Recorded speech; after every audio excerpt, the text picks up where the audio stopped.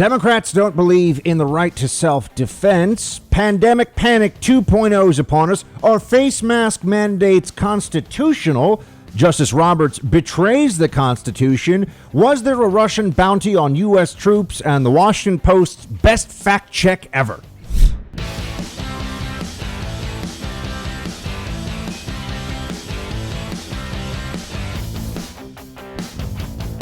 Welcome to the Buck Sexton Show, everyone. Thank you very much for being here. A privilege and a pleasure. I had missed you all over the weekend. I do like to have some downtime, but quite honestly, it's just not the same when I don't get a chance to talk to all of you across the country and in some cases even around the world. I miss it. It's a purpose that I feel every morning as I wake up. Got to rock the Freedom Hut. Here we are, much to get to. The single biggest realization that I've had in recent weeks, and it's been growing over time. But when we talk about a revolution and overturning society, all of these very extreme terms, I think we need to make sure that we understand exactly what it is, what evidence we have to point to that those views, those conclusions are warranted.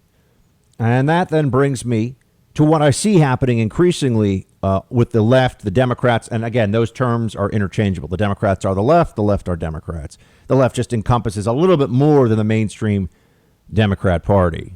I guess technically the hard left anarchists out there think that they're something other than Democrats, Antifa and whatnot, although not all of them. So we have some basic agreements in society. There are some things that we all are supposed to see eye to eye on, irrespective of politics. And what we've entered here is a political campaign, which is what's going on. The rioters in the streets, the attacking of stores, the looting, the arson, the destruction and defacing of statues that are priceless and that are pillars of our shared history in some cases and civilization. All of that is different from what we normally think of as political debate and exchange, because it's about changing the very foundation, the underlying, the bedrock of our society. It's not arguing over the marginal tax rate. This isn't a question of one specific foreign policy decision. Should we intervene in some country or not? That's a political question. Should we all agree that human beings have a right to self-defense? That shouldn't be a political question. We're supposed to all agree on that. And then perhaps some policies that come from that, some policies that are linked to the implementation of that principle, that's where there could be some disagreement. But what I'm increasingly seeing from the mob, the Democrat mob, is a complete rejection of some of these shared principles. And I'm not saying this is the first time or this is brand new, but this is what we have to understand to really come to grips with this movement. It's not that they want to make sure the SALT tax deduction is changed the way that it has been or never goes back to what it was before. No, they want you to understand that we're going to be living in a society increasingly where historical oppression is used to determine your access to the law and to its protection, meaning there will be some protected groups and some unprotected groups. That based upon the rage of those destroying buildings, calling for the defunding of cops, attacking law enforcement officers, some laws just frankly don't count anymore. We've already seen this with vandalism. Until recently, it would have been a widely shared belief. It would have been a widely shared belief that you can't destroy property that's not yours without consequence. But no, that has gone out the window. That has been tossed aside.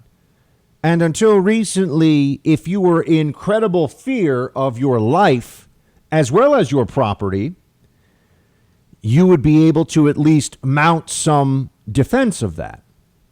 Now, this brings me to the video that you've likely seen at this point from over the weekend, a video of a lawyer and his wife, I believe they're both lawyers, in St. Louis, and they stepped in front of it's like a restored palace. It's a very nice house. that has taken, from what I understand, a very long time to put into its current condition, millions and millions of dollars going to the renovation. And a mob broke into a gated community and stepped onto their property and was chanting and screaming. Now, I have to tell you, my friends, if that's my house and I'm prepared enough to have a semi-automatic rifle, I'm not going to sit there and hope that they don't start throwing bricks through my windows and maybe see if they can get in through the front door. Standing in front of your home with your lawfully owned firearm. Remember, we had all these people with firearms in Seattle in the Chaz. Media had no problem with that. Now, they're declaring an autonomous zone, which is illegal and is really an act of insurrection in Seattle, but perhaps we'll get to that later. This individual standing outside of his house, or these individuals, a husband and wife, this is a fundamental American right to self-defense and defense of one's property, defense of one's rights. You don't have to wait to be victimized. This is what the left is rejecting in all of this. All of a sudden, they're calling for, oh, he brandished a weapon in violation of statute. Oh, now there's sticklers for the law. Now the letter of the law, and by the way, the letter of the law has to be taken into account fully here. This was not public property. This is on private property. And they were in incredible fear of assault. Now they would not had the right, without an actual attack of some kind, to use those firearms, but to stand outside your home with them? What law does that break? But the left doesn't like this, you see, because they've been getting away with the threat of force for so many weeks. Getting away with the threat and the use of force with very little pushback from the federal level, very little pushback from the state level. They like this. They like the sense that they own the streets and can do what they want without consequences. The moment that citizens, civilians, who have recourse to the Second Amendment, which we do not really here in New York City, I'll just have you know. So at least in St. Louis, as many problems as that city has, and I know it does have a substantial violence problem, among the worst in the entire country, but at least law-abiding citizens are able to have weapons there. This is a reminder, my friends. This whole situation, not just what happened in this video that you can see in St. Louis, this whole situation is a reminder of why the Second Amendment is so important and why the left hates it so much. They seek to coerce you. They seek to use either actual force or the imminent threat of force to get you to shut up, do exactly as they say about everything. There is no part of your life that is not subject to their whims. There is no aspect of your day-to-day existence that they will not seek to control. We see this happening. Wear a mask, peasant. Stay inside. Don't go to church. Can't go to your job. Oh, but a bunch of lunatics marching, screaming, yelling, saying they want to overturn the United States government. They want to destroy things, destroy the cops. That's fine. But you can't go to your job. You better wear a mask and shut up, or else. This is why we have the Second Amendment as a defense against tyranny and, of course, the inherent right to self-defense that comes from being armed. We are all getting a reminder of that right now. I am torn between leaving where I live in New York City because I don't want to just completely hand over my home, my hometown, to the mob, and going to a place where at least I know that I'd be able to have an AR, a platform I'm very well trained on, know quite well, I'm very comfortable with, and it would be a bad idea for a violent mob to storm my house if I were inside with a semi-automatic rifle. A very bad idea indeed. And this is a reminder, I think, to the mob across the country that there are limits. Just because the police, because of politicians telling them to, aren't able to fully do their jobs, just because the police know that they will not have the political backing they need to enforce the law, it does not mean that everyone plans on being helpless. Now, you might say, Buck, that's one instance, but I would say, no, there are so many of these. If I see one more video, there was one over the weekend of protesters mobbing a car, including a police car, and bashing on the hood and smashing on the windshield and the driver's side and the passenger side windows, mobbing that car What if they just want to flip the car over, which is not hard for a mob to do? Are you supposed to just stay inside that vehicle?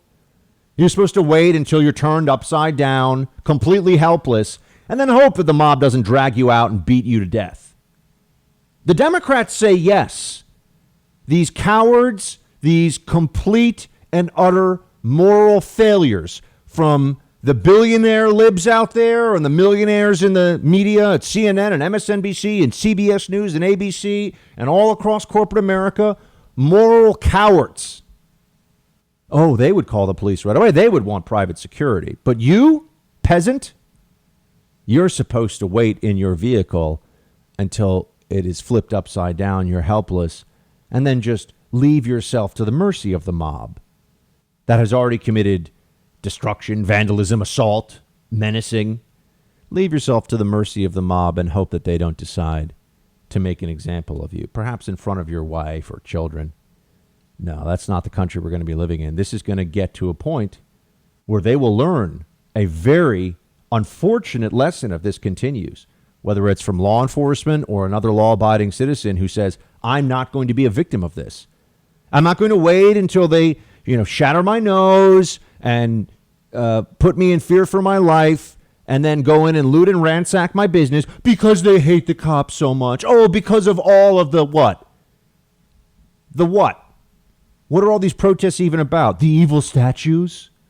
Oh, so any one of us can be attacked because people are upset about evil statues that have been around for decades and decades? Take it take it to City Hall, my friends. There's a political process for removing statues. We are seeing what they're really all about here. They want to take away your right to defend yourselves. They want you to be entirely in the hands of the state. And you can't trust this state. You can't even trust this administration to protect you because they don't have state police powers. So there's only so much that they're going to do. And if you are unfortunate enough to live in a city anywhere in America right now, name a city. I mean, a city with over, 200,000 or 300,000 people. You're at the mercy of Democrats, my friends. You are at their mercy. Oh, no, they don't want the cops to come down too hard on the protesters. So what if your business was destroyed? So what if you have mobs marching past your home at night in violation of our distancing, social distancing requirements, which we're all told we had to have for months? No, you're just supposed to be quiet and take it while they seize control of this country through the constant threat of force.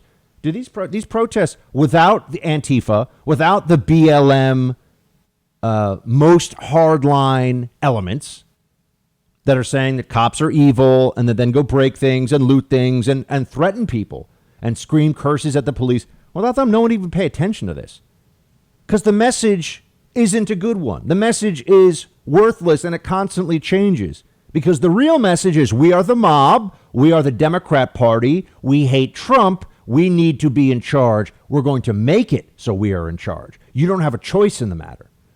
That's the real message of this movement. And when you look into the eyes of leftist revolutionaries, one thing that they never want to see as they look back at you is that you are armed and say, I don't care what the state can or can't do. There are some lines you shall not cross. And if you do, you will learn a lesson that you will never forget. The left hates that. The Democrat Party, seeking to control you, hates that. Working from home is driving up one of the worst types of cybercrime, home title theft. We're doing it all from home these days. Working, banking, video conferences, meal deliveries, and shopping. Cyber criminals are targeting our homes. Actually, they want the money they can get by taking out loans against your home. This crime is called home title theft. The FBI is trying to get out the word about this one. Home Title Lock is how you protect your home from cyber thieves. Your home's legal title is online where they find it and forge your signature stating you sold your home to them. Then they'll take out loans on your home and leave you in debt. Banks, insurance, and basic identity theft services don't protect you.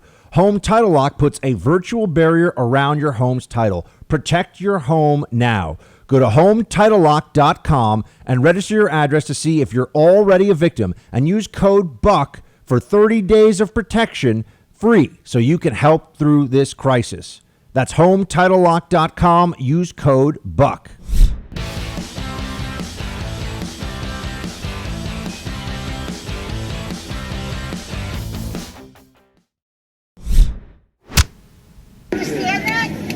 radical left. You are a domestic terrorist group, and we will see to it that you fall, and you fall so hard, you won't know what hit you. Check your privilege and get back over there. Yo. Who are you talking to? Huh? You got something to say, little boy? You got something to say, little boy? No, you don't, do you? No, just Why get back don't you? over there. No, I'll stand wherever I want. I think you guys can stand represent wherever something you want. very bad. I like this lady. She was at the Teddy Roosevelt statue protest here in New York City on Sunday, and she's just saying, I'll stand where I want. You back off, little boy. The kid's standing there. He's got an American University T-shirt on, of course. College kid or somebody so recently out of college that he thinks that advertising what completely overpriced $60,000 a year third-tier school he went to is something that, he should be walking around talking about all the time. But she's just bringing a little bit of common sense. We need more of this.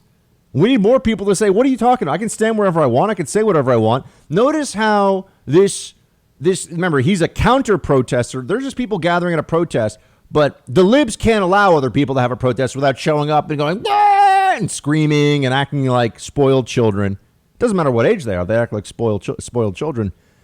And he immediately reverts back to, check your privilege. Check your privilege.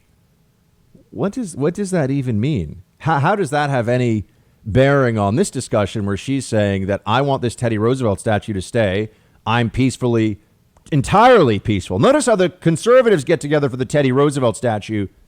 No violence, no destruction, no attacking cops. Just like the Tea Party, however many hundreds and hundreds of big rallies there were across the country. No violence, no attacking cops, no undermining the American Republic by pretending to care so much about the oppressed. Oh my gosh, all the white liberals are just so upset about the oppressed. And they've had enough. They've heard about it in their women and gender studies classes at Mount Holyoke College.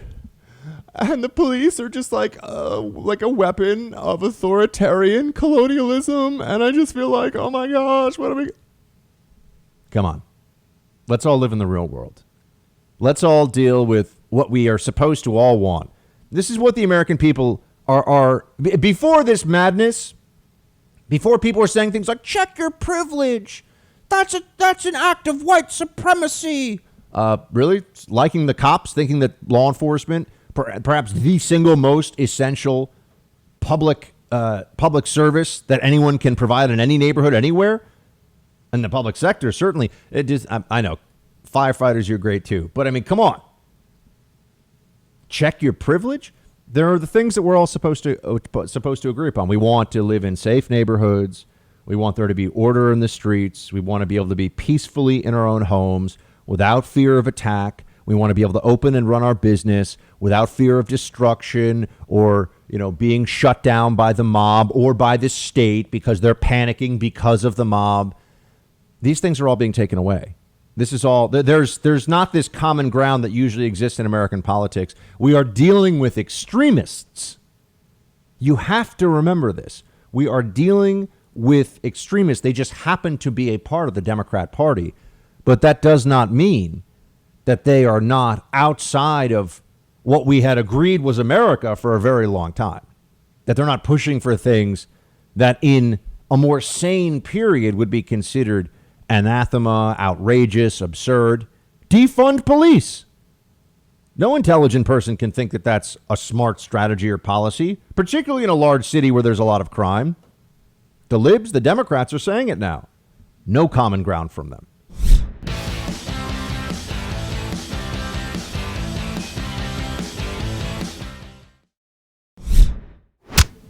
It's really a hard issue for me. And as a pro-life American, I also believe that all life matters, born and unborn. But what I see in the leaders of the Black Lives Matter movement is a political agenda of the radical left that would defund the police, that would leave that out of it, just tear the down phrase. Monuments, that would press a radical left agenda that and support calls for the kind of violence that has beset the very communities that they say that they're advocating for. Sir, I've literally met with African American leaders around this country and in the national capital area who made it clear to us they want law and order. They want peace in our streets. So you won't say Black Lives Matter? John, I really believe that all lives matter. Okay. And that's where the heart of the American people lies. Don't we all see the game here? Just repeat their slogan. The slogan is designed so if you don't repeat it, they can call you a racist. But of course, if you say the slogan, you're not just making the statement of the slogan, you are bending the knee to the movement. That's what this is. We have to keep going through this. The position of conservatives, the position of moral and decent human beings is that every life matters, including the lives of the unborn, Democrats. That all lives matter. So, of course, all lives matter includes all Black lives matter, too. But to say that you have to agree, don't Black lives matter, say that Black lives matter. This is to get a soundbite of you agreeing with a political party. It's not about the statement. The statement has already been affirmed. The statement is affirmed constantly. In fact, the statement is affirmed by saying all lives matter. But this is the way that they use language as a form of coercion and entrapment. We can all see it. We're not idiots. We understand what they're doing. Why won't you say that Black lives matter? Well, of course, I believe that. But if you start chanting Black lives matter, you're a part of the movement. Right? You're a part of the movement. You know, it would be no different. Imagine if you were a Christian and you were told to say, well, you believe in God, right? And I say, yes, I believe in God. And just say, well, there is no God but God. Just say that. And you would say, well, of course I believe that, but why is this construct so important to you? Why are you trying to get me? Just say there is no God but God. And I would say, well, clearly, as a Christian, I believe that, but why do you... No, just say there is no God but God. And then we all know that the ... is, and Allah is his... Muhammad is his prophet. Right? There is no God, and it's actually, there is, Anyway, we won't get too... I'm not trying to get into a whole religious thing here, but I'm just saying it's a very similar tactic, right? It's to use language to get a political concession by pretending that the words are just the words when we all know that the concept that the words have now become, Black Lives Matter, is not just a phrase, it is also a movement. It is a political movement, quite explicitly, quite openly. But you have to affirm it, What if there was a political party called Democrats are better than Republicans? Would we all have to walk around constantly saying, well, there's this political party, Democrats are better than Republicans, Or what if there was a political party called Republicans are racist? And that's what I was, and I was like, no, I'm not going to. Well, that's just the name of my political party. Just say it. Republicans are racist. That's my political party. I've got it. I've got an official office somewhere for my political party, and we're getting someone added to the ballot. Why won't you just say it? It's the same idea. We all understand this, but it's pernicious and it's pervasive. This is what they do. They pretend it's just, why won't you say this? Why won't you say? Do they really think that Mike Pence, think about what an evil, twisted little game this is. They think Mike Pence doesn't believe that the lives of Black people matter? What a horrific thing to say. But that's what the game is, right? Oh, if you won't say what we want you to say, I think you're probably an evil racist.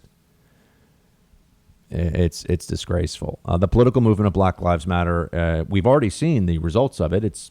It had its day before, and now it has come back. It is destructive. It advocates for bad policies. It worsens racial strife and division in this country. It does not improve minority communities. It does not make anyone, particularly minorities in high crime areas, safer.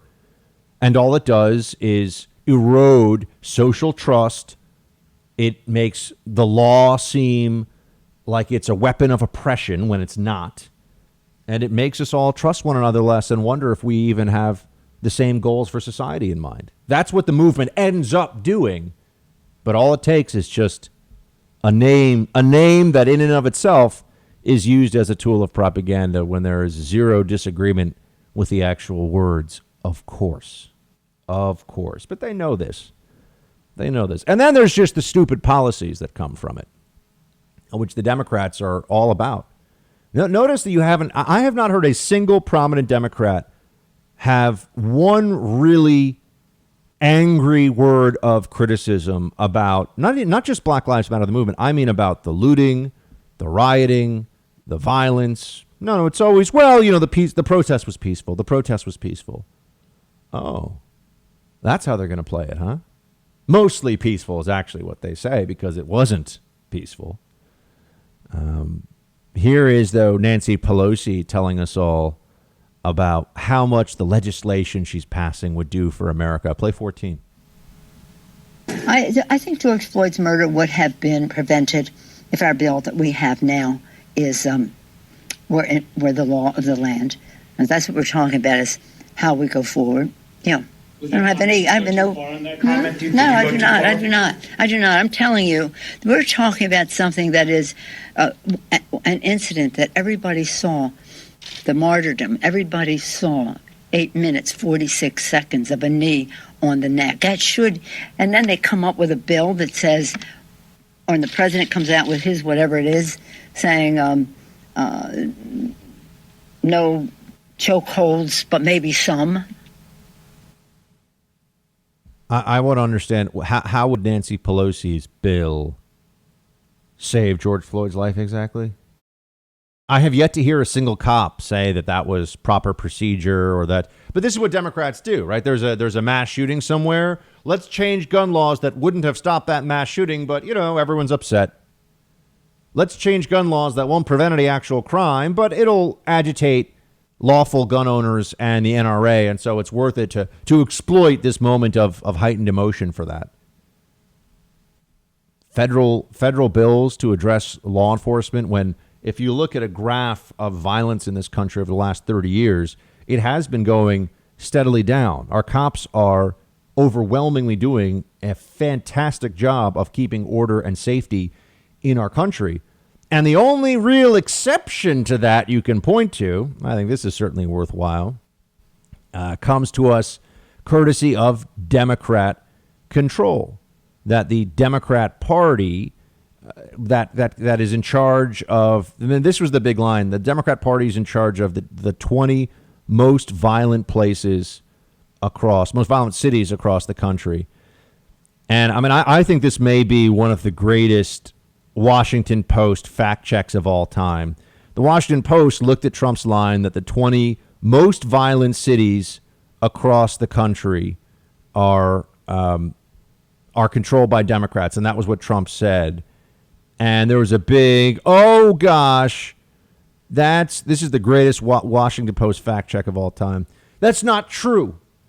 The WAPO fact check here. Trump keeps claiming that most dangerous cities in America are all run by Democrats. The most dangerous cities in America are all run by Democrats. They aren't. Great headline, Washington Post, but here's the problem. When you get down into the data, technically they are right. 19 of the 20 most dangerous cities, 19 of 20, folks, 95% of the most dangerous cities in America are run by Democrats. Take that, Trump and Republicans. We're almost 100% in charge of the worst, most violent cities in the United States. But not 100. There's one. There's one city that's Republican. I'm trying to remember which one it is here. Yeah, it is Jacksonville, Florida. Oh, there we go. Jacksonville, Florida. I'm sorry. And that's only overall crime. If you do it per capita, it's Springfield, Missouri. But the other worst cities for violence are Memphis, St. Louis, Detroit, Baltimore, Stockton, California, Cleveland, San Bernardino, California, Oakland, California, New Orleans, Albuquerque, Milwaukee, North Las Vegas, Houston, Wichita. And there's a few others in there, too. All Democrat run. Every single one of them. So if Democrats have all these great ideas to fix policing and to make us all safer, Why aren't they just doing them? Anyone ever asked that question? You know, if de Blasio here in New York, the worst mayor, really the worst politician in America in terms of results, I know he got to be mayor, which is a forever, you know, an ignominious stain on the history of this city. But if they're so good at fixing things and making people safer and making things better, why aren't they just doing it then? They don't need Republicans. They've got control. Oh, because they're full of it. Because actually Democrat policies overwhelmingly, especially their approach to public education, the welfare state, the complete lack of any focus on the family and helping keep families intact, that is terrible for high crime areas of the country. By the way, of all racial backgrounds, if you have the dissolution of the family and you have low levels of education, whether you're talking about Eastern Kentucky or Western Baltimore, things go badly for the people who live there. But the most violent cities in the country, 19 out of 20 are Democrat. Take that, Republicans. You got one. Almost all of the rest are the party of the donkey, the Democrats.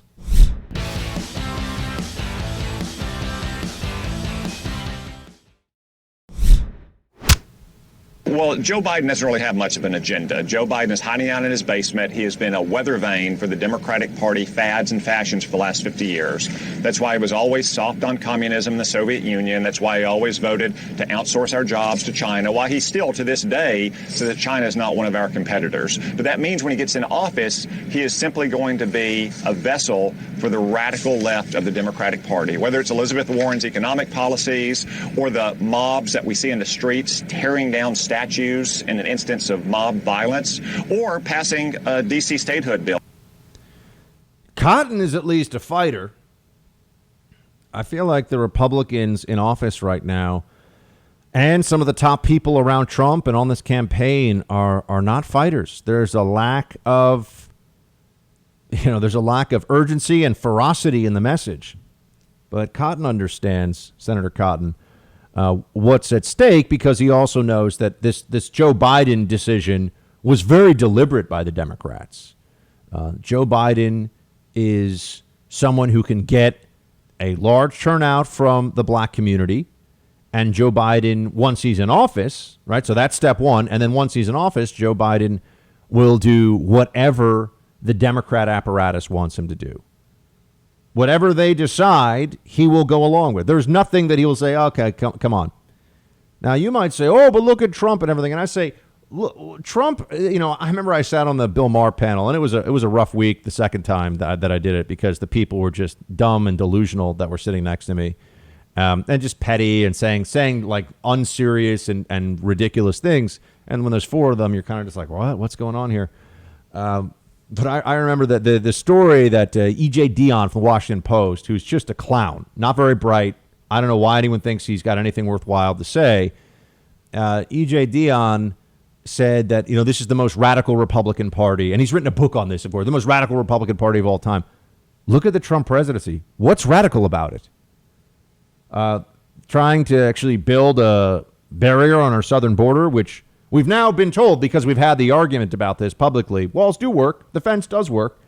And there was a bipartisan bill passed in 2006, the Secure Fence Act, to construct a wall. So this is radical? No, this has just been the policy. But Democrats pretend that they're along with border security until it's time to get votes. And then they say, whoa, hold on a second. Let's not. We're a nation of immigrants. That's what they all love to say. The Statue of Liberty would weep when she saw this wall. What is the radical stuff from Trump? Not starting unnecessary wars. I remember we were told the trade deal with China was going to be such a horrible idea. Anyone want to give an apology to Trump over that one? But I point all this out because they are doing this every day now. They're just pretending that the Republican Party is so radical and is so reckless, when what we've seen from the left, whether it's the Green New Deal, any number of these things, they're appalling. They're appalling and they're radicals. And we know this, and they say this, but they're going to vote for Joe Biden because that's the big head fake. Oh, they're hoping people in Ohio and people in Florida and Pennsylvania and Wisconsin are going to say, Joe Biden's been around for a long time. How bad can Joe Biden really be? The answer is really bad. The answer is really bad because it's not about what Biden wants. It's what they tell Biden to do, what they tell Biden to sign. And he has no ethics or moral core. He'll do whatever's most popular before they decide that he actually is too senile and then they have to replace him probably in the second or third year of the first term. That's the plan. That's the plan. And Democrats have even been saying this when they thought that maybe they could not have Biden as their nominee in the early stages. And now they go, oh, I never said that. Also, just want to note this when I was talking to you before about the Washington Post fact check. Washington Post reporter Karen Attia tweeted this out over the weekend. This is a quote. She deleted this tweet, but I thought you should know this is what the Washington. These are some of the folks at the Washington Post, or this is a person at the Washington Post. What she really thinks when things are tough in the country right now. Here's what she has to say. Staff writer, the second most prestigious liberal newspaper in the country. Quote, the lies and tears of white women hath wrought the 1921 Tulsa massacre, the murder of Emmett Till, exclusion of black women from feminist movements, 53% of white women voting for Trump. White women are lucky that we are just calling them Karens and not calling for revenge. You think she's going to even get reprimanded for that by her employer at the Washington Post? Nope. You can say anything you want about Karens. You can threaten violence as a reporter against Karens. No problem. America has sins it must atone for, you see.